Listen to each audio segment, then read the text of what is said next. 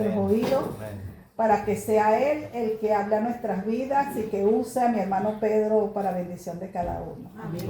Hermano, por pasar. Para...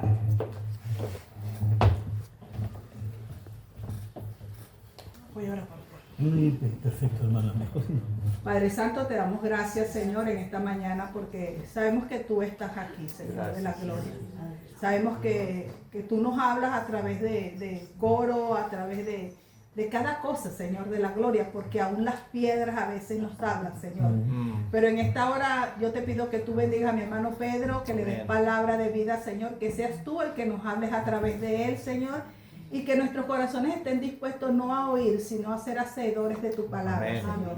Gracias por este momento, bendice a mi hermano y bendice a cada uno de los que estamos aquí, de tal manera que tu palabra crezca en nuestros corazones. Te alabo y te glorifico en el nombre de Cristo Jesús. Amén. Gracias.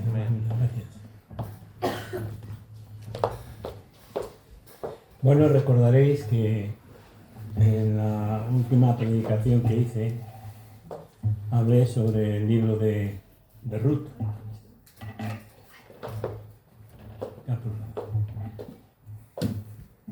Y esto fue debido a que nuestra hermana Estrella trajo una predicación sobre la importancia de las decisiones que tomamos y las consecuencias que traen, ¿no? Y esto me hizo pensar mucho en este libro de Ruth. La verdad que estoy seguro que hay alguien aquí que podría predicar mejor sobre este libro que yo. Porque encima conoce el idioma original, ¿verdad, Eric? Yo no, yo ahí a tu lado ahí soy un aprendiz. Pero bueno, y aquí yo también voy a decir lo que dijo Pedro en la puerta de la hermosa: no tengo plata ni oro, pero lo que tengo os doy. Es lo único que puedo hacer. Pero cómo me gustaría saber lo que tú sabes. La verdad es que es un privilegio poder conocer los idiomas originales, porque eso ayuda evidentemente de una manera tremenda a poder interpretar más correctamente las escrituras, ¿no? Bien, en el estudio anterior estuvimos hablando de Noemí. ¿Os acordáis? Nuestro hermano Luis nos ha dado una pequeña imagen de cuál era la relación que en realidad había entre los madianitas y los israelitas. Parece ser que no era muy buena la relación, ¿verdad, Luis? Muy buena no era, ¿no?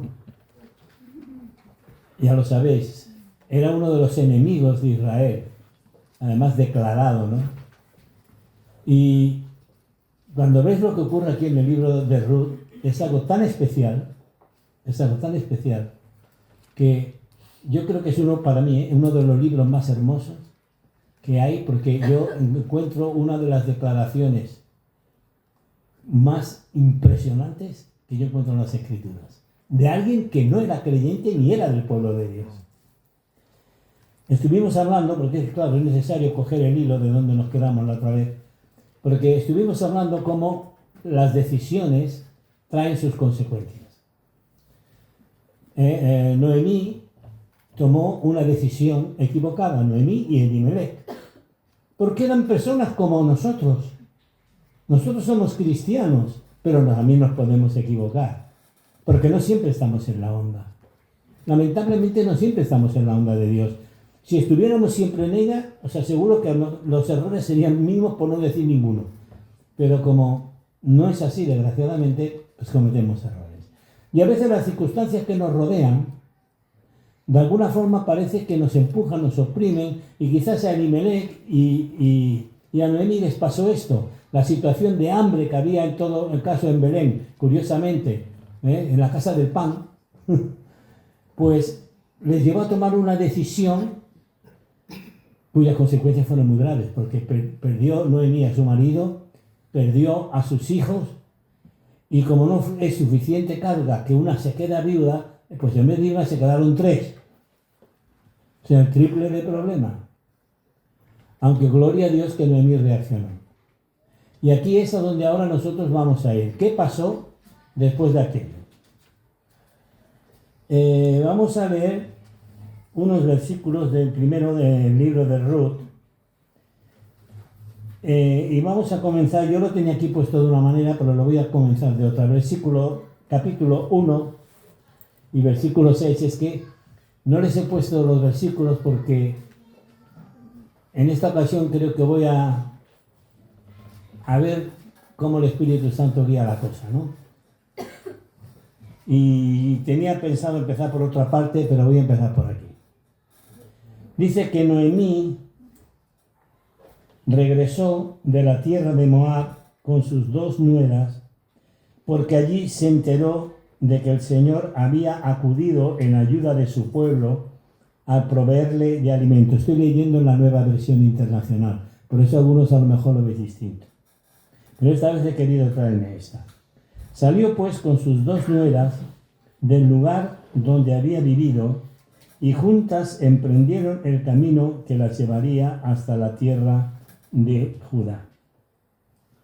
De momento nos vamos a quedar aquí porque si os dais cuenta, y esto lo enfatizaré luego todavía más, las 2 nueras, las 2, comenzaron el camino. Las 2 nueras comenzaron saliendo con Noemí para ir a la tierra de Judá. Pero recordemos que lo mismo que posiblemente tuvo problemas Noemí y Elimelech cuando llegaron a Madián, porque no eran muy apreciados los israelitas, era lógico pensar que ahora unas madianitas que iban para la tierra de Judá se pudieran encontrar también con una situación bastante delicada y sobre todo pues a lo mejor de rechazo, ¿no? Era muy normal. Pero no obstante, yo me he preguntado, ¿qué es lo que motivó en principio a que las 2 nueras fueran capaces de irse con Noemí, ¿no? A ver, la Biblia no dice, no nos explica. Hay a veces cosas que las tenemos que deducir por lógica. Yo creo que a pesar a pesar de que cometemos errores en nuestra vida cristiana, y en aquel momento Noemí hizo los suyos, y Elimelech, pero yo creo que allí en tierra de Madián, a esas... de Moab. Eran moabitas, sí. Es que los moabitas y los madianitas también eran, de verdad, sí. Eran moabitas aquello. Moabitas, amonitas y... es que no te pienses. Allí todos los hitas, bueno, exactamente, estos eran moabitas. Los amonitas, que eran los que venían de la parte, digamos, de las hijas de Lot, y luego estaban los madianitas, que eran otros también. Pero bueno, es que Israel, vamos a hablarlo claro, le ocurría entonces como le ocurre ahora, que estaba rodeada de enemigos. Si no era porque el Señor los defendía, lo tenían claro.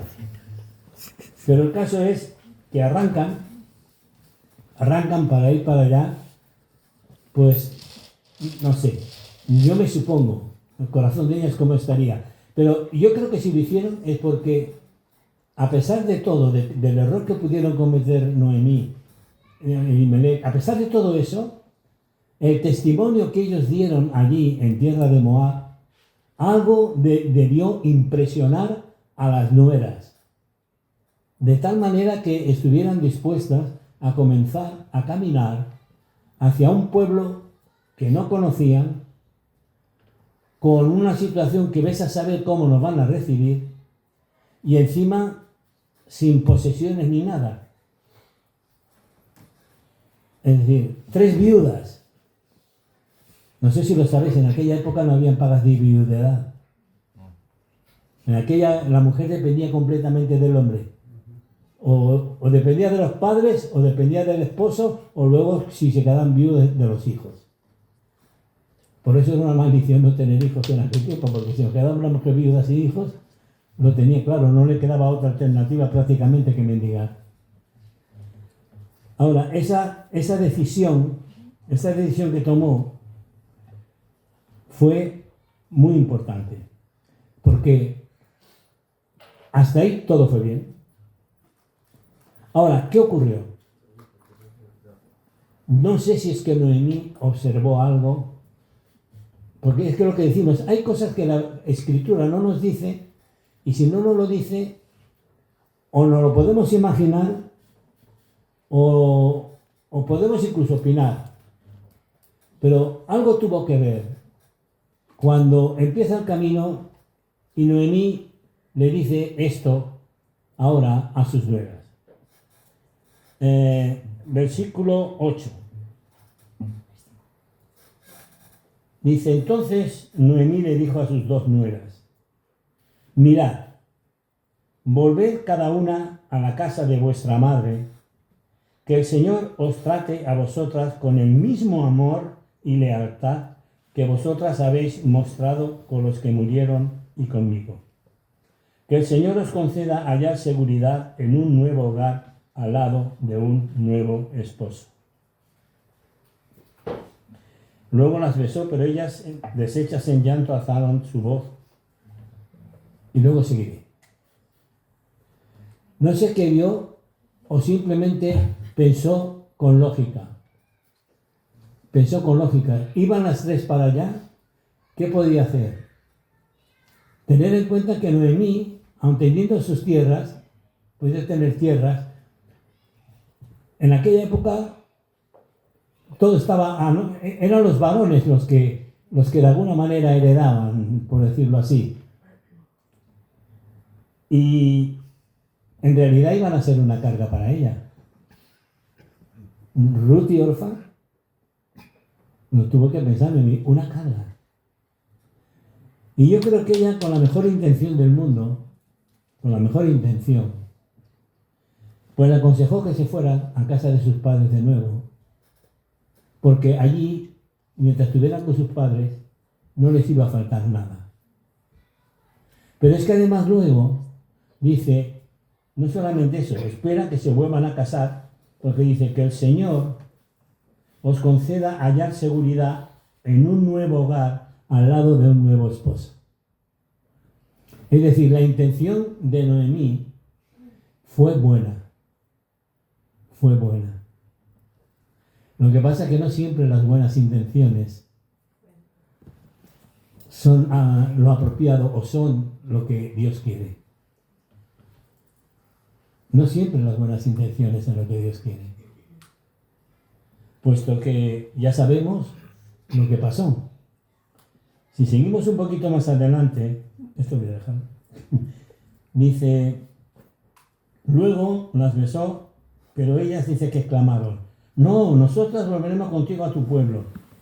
Y luego ellas le insisten. No voy a leer este versículo, ella les insiste, solamente que después ya, en el versículo 14 dice que una vez más alzaron la voz deshechas en llanto. Luego Orfa se despidió de su suegra con un beso, pero Ruth se aferró a ella. Aquí se produce una intersección en el camino. Habían comenzado un viaje hacia Judá, a tierra de Judá. Y aquí llega un momento en que lo que dice Noemí afecta a una de las dos de tal manera que hay una de ellas que se desvía del camino. Orfa. Fue una decisión, hermanos, que creo sinceramente que fue lógica. Humanamente hablando, hermanos, fue absolutamente lógica. Me vuelvo a mi familia, me vuelvo, ¿qué voy a hacer yo? Y voy a ir a tierra de unos enemigos que ves a saber cómo me van a ir las cosas. Yo creo que ella tomó una decisión normal, que posiblemente la mayoría de nosotros habíamos tomado igual.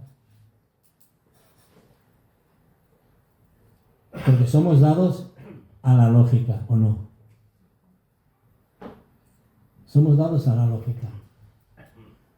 Y la lógica humana no siempre coincide con la lógica de Dios. Por eso dice la Escritura, porque mis pensamientos no son vuestros pensamientos, ni mis caminos son vuestros caminos, dice el Señor. Porque así como los cielos están más altos que la tierra, así mis pensamientos están más altos que vuestros pensamientos y mis caminos más altos que vuestros caminos. Y ahí se produjo una intersección en el camino, en el cual una de ellas, Orfa, decidió volver a su casa. Ella tenía conocimiento del Dios verdadero. Ella ya lo tenía. Tenía el mismo que Ruth porque habían estado viviendo juntos. Tenían el mismo conocimiento. Pero Orfa tomó una decisión. Estamos hablando de decisiones, ¿no? Y en esa decisión hay una frase que a mí me llama la atención porque la he leído en otras versiones.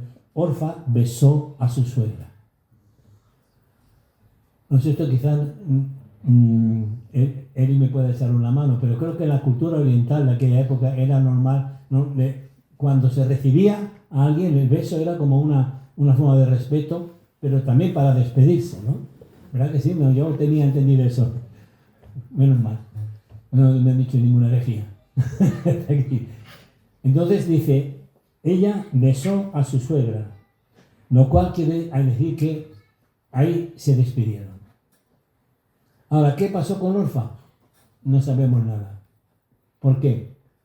Esa mujer se desvió del camino y fue una mujer que pasó al olvido. No sabemos nada más de ella. No sabemos nada más. Y esto pasa a veces con muchos cristianos. Pasa con muchos, desgraciadamente, a veces con demasiados. Que cuando viene una encrucijada en el camino, la lógica, la necesidad, la situación, les hacen desviarse. Ayer estuvimos mi esposa y yo en Vic, porque la iglesia que pastorea Almi Tavares, no sé si alguno de vosotros los conoce, yo creo que algunos sí los conocéis, de los antiguos al menos sí, celebraban el 36º aniversario de la fundación de la iglesia. Y la verdad, una cosa que nos sorprendió, ¿sabéis lo que fue? Que esa iglesia, después de 36 años, mantenía la identidad del principio. Mantenía esa identidad del principio de tal manera que cuando nosotros íbamos allí es como si hubiéramos estado el domingo pasado. Nos sentimos como en casa. Fue algo tremendo, ¿no? Porque, claro, nos conocimos porque la iglesia aquella empezó con la colaboración de unos cuantos, entre ellos estaba yo también, pero el que, digamos, dio el paso primero fue un tal Pedro Reyes, que no sé si habéis oído hablar algunos de él, y que ahora tuvo un ictus y está en una silla de ruedas el hombre, o sea, también es mayor, y claro, ya sabemos, cuando somos mayores, pues ya estamos más cerca de que nos pueda ocurrir cualquier cosa, no es lógico, es normal. Pero fue tremendo, hermanos, porque allí vi hermanos que estaban allí desde el principio de la iglesia y estaban allí. Y uno de ellos, que había estado en Almuñol, porque yo conocí todo aquello, yo estuve luego en Adra, en Almería, y en Almuñol visitando la iglesia que nació de esa iglesia de allí. Y hoy uno de ellos es también pastor junto con Almi en la iglesia donde está. Y allí, hermanos, había, pues, digo, esa identidad, ¿no? Esa cosa, ¿no?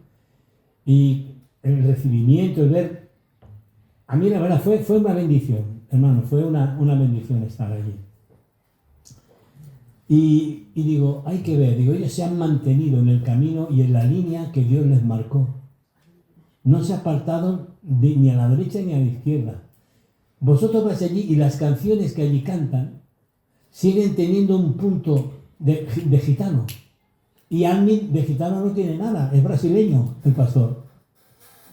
Pero la base de la iglesia, o una gran parte de la iglesia, la base era gitana, y esa forma de canto que tienen ellos todavía la conservan. Y los que han ido viniendo incluso de Latinoamérica se han adaptado a esa nueva de esto y se les veía metidos, como digo yo, metidos en el ajo, ¿no? Ahí estaban, ¿no? La verdad fue para nosotros una bendición muy grande. Y porque dice, mira, en una iglesia que en 36 años, pero no se ha desviado, digamos, del camino que debía tomar, ¿no? Y esto, hermanos, pues yo que digo, es una bendición. Desgraciadamente, Orfa, pues se separó y, como digo, pasó al olvido. Pero ahora viene la decisión de Ruth. Ahora viene la decisión de Ruth. Porque aún una vez insistió, como digo, insiste. Y Noemí dice, una vez más, leo donde ya he leído antes, una vez más alzaron la voz, deshechas en llanto, luego Orfa se despidió de su suegra con un beso, pero Ruth se hace. Dice, mira cómo lo pone aquí, yo no sé si está mejor traducido, ¿no? Pero pone, dice, Ruth se aferró a ella. No solamente que se quedó con ella, sino que, dice, se aferró. Es algo como, diciendo, no, tú y yo aquí somos inseparables. Y entonces es cuando dice Noemí, mira, tu cuñada se vuelve a su pueblo y a sus dioses. Vuelve con ella. Hermanos, la respuesta de Ruth es una respuesta para enmarcarla. Porque para mí es uno de los versículos más bellos que yo encuentro en el Antiguo Testamento. Esta fue la contestación de Ruth. Ruth respondió, no insistas en que te abandone o en que me separe de ti, porque iré a donde tú vayas y viviré donde tú vivas.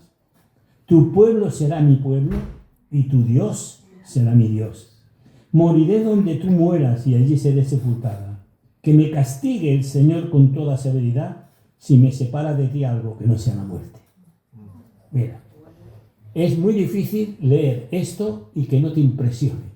Si no te impresiona, tienes que tener un bastante durillo el corazón, ¿sabes?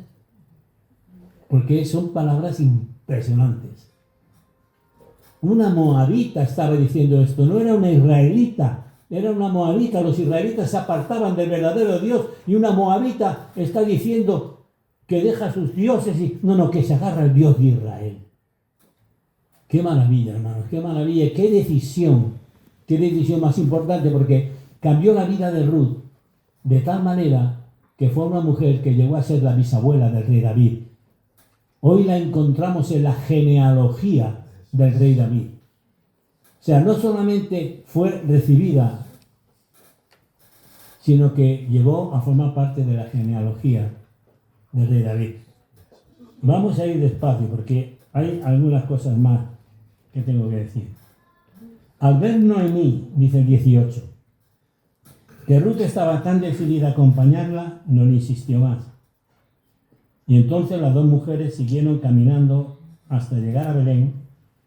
Y apenas llegaron, hubo gran conmoción en todo el pueblo a causa de ellas. Hubo conmoción. Seguramente en dos sentidos. Noemí, que era conocida después de tantos años, una conmoción, claro, tenía familiares. Pero también debía ser conmoción el hecho de que viniera acompañado de quien venía. Porque era una moabita. Y lo que había. Los problemas esos existían.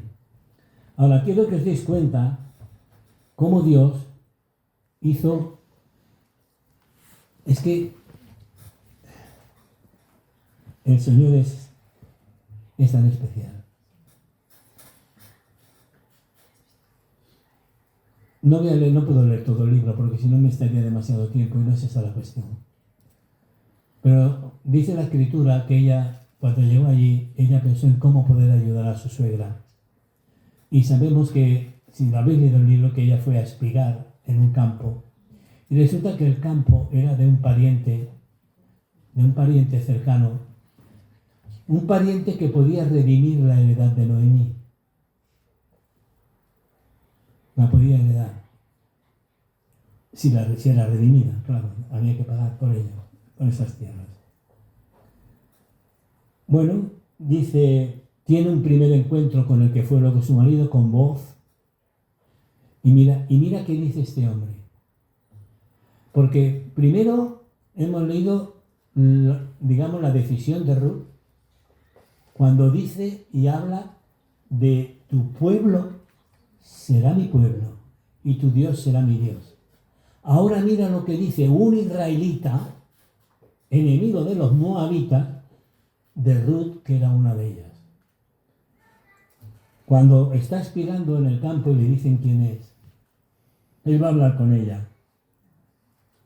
Y dice en el versículo 11,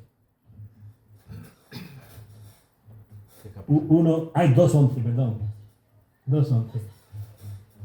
Es que en realidad no sabía qué versículos ir cogiendo. Ir un poquito de aquella. Dice, ya me han contado, le respondió Boaz a ella, estoy hablando, todo lo que has hecho por tu suegra desde que murió tu esposo. ¿Cómo dejaste padre y madre y la tierra donde naciste y viniste a vivir con un pueblo que antes no conocías? Que el Señor te recompense por lo que has hecho. Que el Señor Dios de Israel, bajo cuyas alas has venido a refugiarte, te lo pague con creces. El mismo Booz lo reconoció y bendijo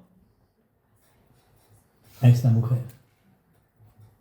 Algo poco probable, evidentemente, pero en este caso. O sea, se corrió la voz de lo que aquella mujer había hecho. Y no es que todo eso calara en todo el pueblo, porque vamos a ver algún detalle más. Porque luego resultó que este Booz no era el pariente principal que podía redimir. Había otro que podía redimir antes. Y claro, Booz estaba dispuesto a redimir. Porque esa mujer, el velo que había hecho esa mujer, a él le impactó. Y además, bueno, no podemos enredarnos, ¿no? Esta mujer de alguna manera le hizo saber que ella estaba dispuesta a poder ser, digamos, la esposa de un de estos para levantarle descendencia a Noemí. Porque fue a la era y se acostó a sus pies, eso tenía su significado. Pero bueno, no voy a entrar en esos detalles. Tan solo quiero entrar ya directamente a cuando Booz habla con aquella otra persona que tenía la facultad de poder redimir, ¿no? Y se encuentra, él va a hablar con el que tenía. A ver, enséñame si el versículo está. Ah, sí, al capítulo 4. Ahora vamos al capítulo 4 de Ruth.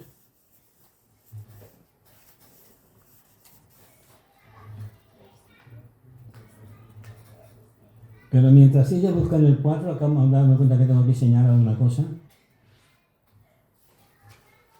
Cuando se acuesta a los pies, Ruth a los pies de Booz, le dice, soy Ruth. ¿Quién eres? ¿Quién eres tú? Claro, soy Ruth, tu sierva. Extiende sobre mí el borde de tu manto, ya que eres un pariente que me puede redimir. Ella era joven, el otro no era tanto.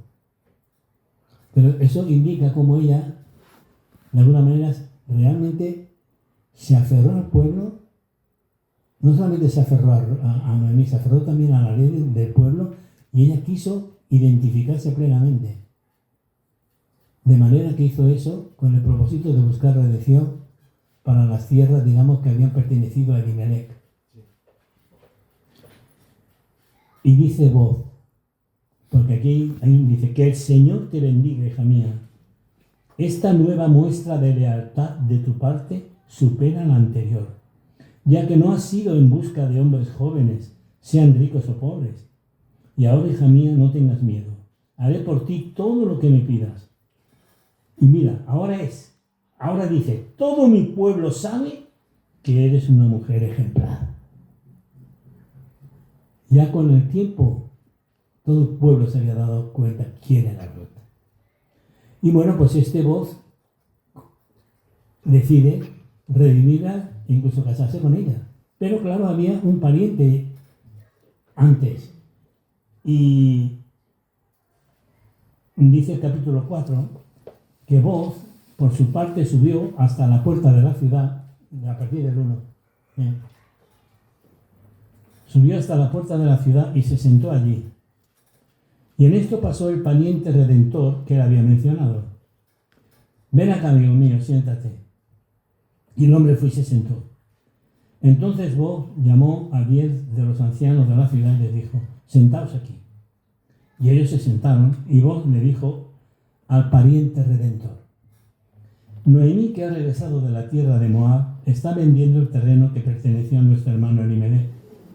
Consideré que debía informarte del asunto y sugerirte que lo compres en presencia de estos testigos y de los ancianos de mi pueblo.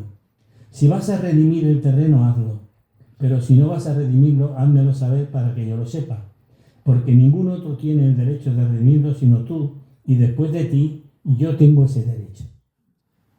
Y ahora, mira la contestación, yo lo redimo. O sea, estuvo dispuesto a redimir el primero. Pero luego le dice Boaz, el día que adquieras el terreno de Noemí, adquieres también a Ruth la moabita, viuda del difunto, a fin de conservar su nombre junto a su heredad. Entonces no puedo redimirlo, respondió el pariente redentor, porque podría perjudicar mi propia herencia. Redímelo tú, te cedo mi derecho, yo no puedo ejercerlo. Eso del terreno sí le gustó, lo de Ruth no le hizo tanta gracia, era una moabita, y aunque tenía un buen testimonio en el pueblo, ¿verdad? Pero cuidado, esto es otra historia, ¿no? Yo no redimo. Yo no. O sea que a pesar del testimonio que tenía en el pueblo, siempre a veces hay esa actitud antirracista, ¿no? Dilo como quieras, ¿verdad? Pero lo hay. Y esto lo digo porque seguramente los que habéis venido de fuera, a lo mejor podéis encontraros en situaciones así. Que todavía, a pesar de que llevéis tiempo y tal, pues... Pero no os preocupéis, vosotros haced la voluntad de Dios como hizo Ruth. Porque al fin y al cabo, al final, siempre será reconocido. Ya sabéis la historia, Ruth se casó con él y luego tuvo una criatura. Y dice el versículo 4, el versículo 11. Cuando se queda que lo va a redimir, va a hacer la redención, dice, los ancianos y todos los que estaban en la puerta respondieron, somos testigos. Y ahora mira, y dicen esos ancianos, que el Señor haga que la mujer que va a formar parte de tu hogar sea como Raquel y Lea, quienes juntas edificaron el pueblo de Israel. No veas lo que dijeron ahí. Se pusieron a la moabita a la altura de unas mujeres que eran reconocidas como madres de Israel. Que sea su nombre ilustre en Efrata, le dicen a él, y que adquiera renombre en Belén. Que por medio de esta joven el Señor te conceda una descendencia tal que tu familia sea como la de Fares, el hijo que Tamar le dio a luz a Judá. Y bueno, ya sabemos cómo acabó la historia. ¿A dónde quiero llegar? Estamos hablando de decisiones. Y creo que todos los que estáis aquí, no creo que haya ninguno que no haya tenido a veces que tomar decisiones difíciles en momentos en los que parece que se ha hecho una bifurcación en el camino y ha sido difícil. A veces sabíais cuál era la voluntad de Dios, pero aún sabiéndola, os desviasteis. Os doy una buena noticia. Todavía hay posibilidad de... ¿Sabe lo que es el arrepentimiento? Es de dar media vuelta. Media vuelta. Y desanda el camino del desvío hasta llegar a ese punto donde te desviaste. Y ahí entonces vuelve y coge el camino directo, el correcto, perdón, quiere decir, el correcto. Esta es una lección. Una lección. Puedes equivocarte, o puede que lo hagas a sabiendas, pero el Señor te da la oportunidad. Si Orfa hubiera querido, podía haber vuelto también. Pero bueno, decidió lo que decidió y tuvo sus consecuencias. Y Ruth decidió correctamente y tuvo las suyas. Pero en la vida no pasa solamente esto. En la vida no solamente a veces tenemos que tomar decisiones que son importantes y difíciles. Pero yo os diría algo más. Cuando tengáis que tomar decisiones, meditadlas bien. Y os voy a decir más. Sé manso o mansa y sé humilde y pide consejo. Pide consejo a aquellos que tú tengas confianza. Si no la tienes conmigo, no me lo pidas a mí. Si tienes confianza, sí. ¿Por qué? Porque si tú no tienes confianza y me pides una opinión y yo te la doy, dudarás. Pero si lo haces con quien tengas confianza y crees que te pueda aconsejar bien, pregunta. ¿Por qué? Porque como dice la Escritura, en la multitud de consejeros hay seguridad. Yo nunca he tomado decisiones importantes o vitales en mi vida sin haber consultado al Señor, y que generalmente me ha respondido proféticamente por medio de personas, al Señor, pero también mi propia esposa, evidentemente. Solamente una vez no lo hice, y fue la crisis más grande que tuvimos en nuestro matrimonio. Cuando tuvimos que ir a Andalucía, yo no fui sabio, como le presenté el asunto y le hice daño, porque ella estaba en toda su plenitud.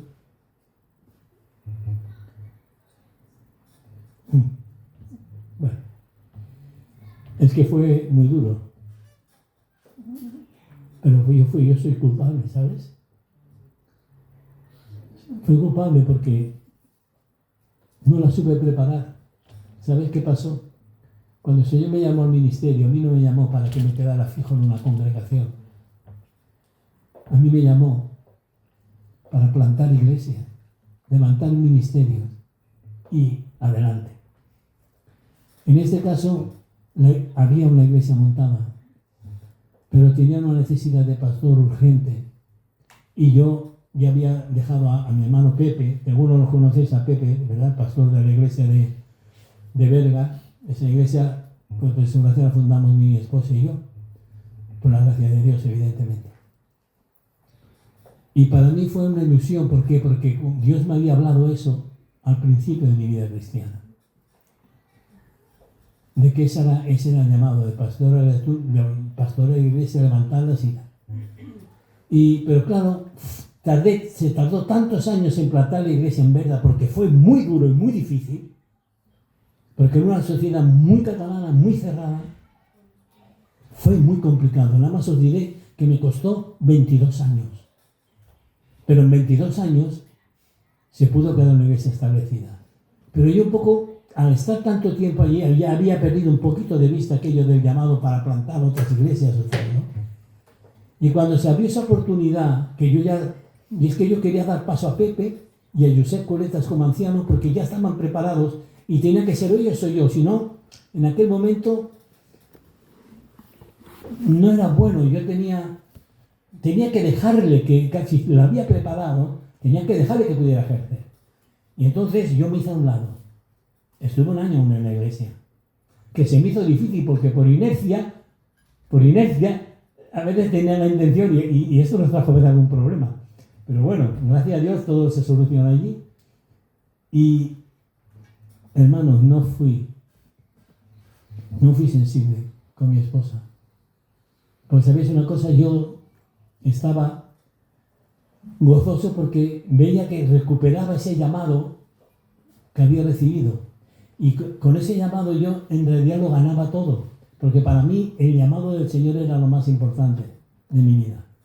A ver, mi familia también, pero entendedme, ministerialmente hablando, lo más importante de mi vida. Pero justamente en ese tiempo era el que mi esposa estaba en la escuela dominical preparando a personas que, bueno, de hecho las dejó preparadas, que dos de ellas son esposas de pastores. O sea, es decir, ella estaba en la plenitud de su ministerio. Por lo tanto, lo que para mí supuso ganarlo todo, para ella supuso perderlo todo. Y ahí yo no fui lo sensible que debía ser. Ahí salió el macho alfa. El macho alfa. Y no es que, la maltratara, no, pero sí esa presión sutil, ¿no? Que a veces sabemos hacer. Aunque en esto, cuidado, que en esto no ríe las mujeres que de eso sabéis tanto más que nosotros. Veamos. Pero yo reconozco mi pecado. Yo cuando mi esposa me dijo, porque al final ella, sujetándose al Señor y a la palabra, se vino conmigo.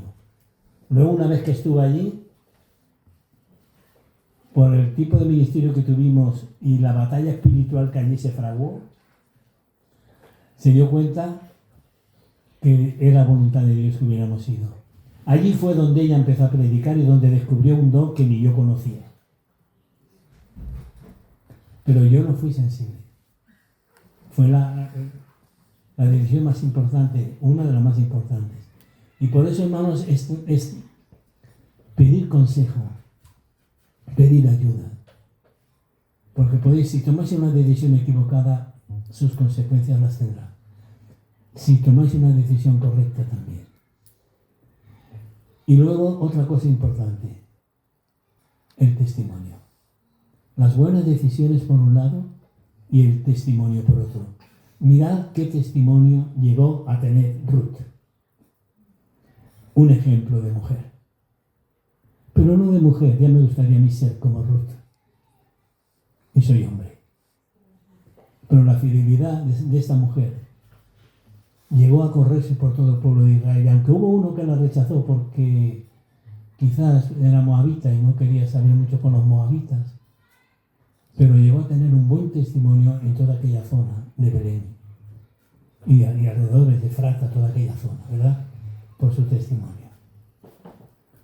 Entonces son esas dos cosas con las que quiero dejar. Fíjate, de todo lo que he dicho, en realidad lo que vengo a deciros es que, por favor, ante las decisiones importantes de vuestra vida, no las decidáis solos.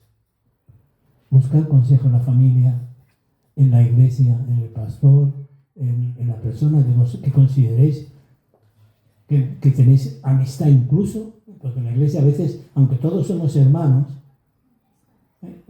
como digo yo, eso no lo somos y punto. No, esto no lo elegimos.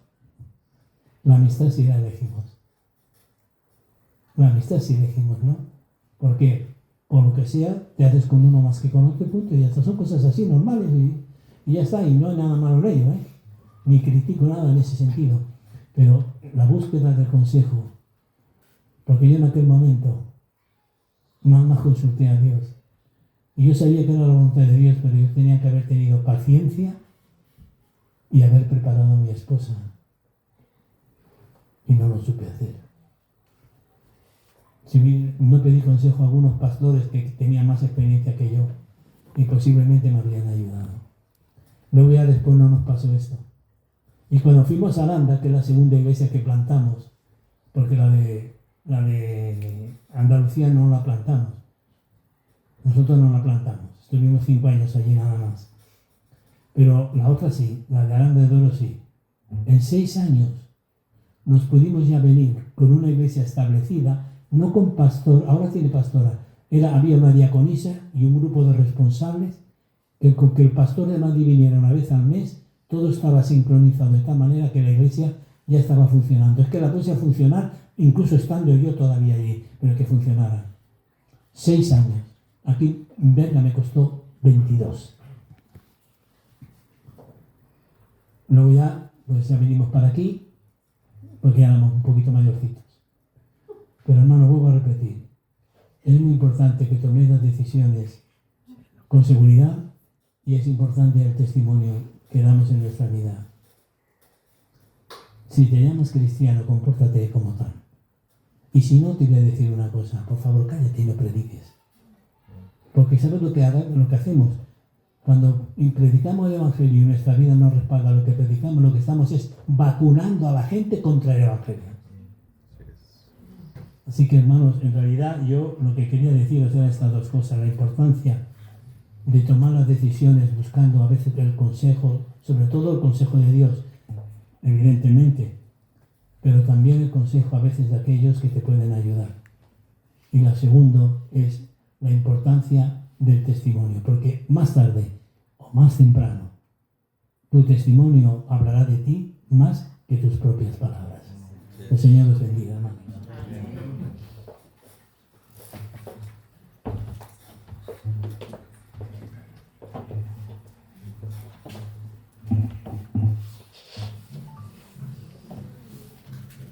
Bueno, hermanos, que el Señor les bendiga.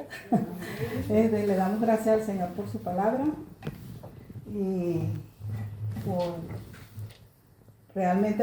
porque es verdad que tenemos que estar claros cuando vamos a tomar decisiones, que en primer lugar el Señor es el que el que dirige pues cada una de estas decisiones. Le voy a pedir a mi hermano Nelo que pase con los anuncios.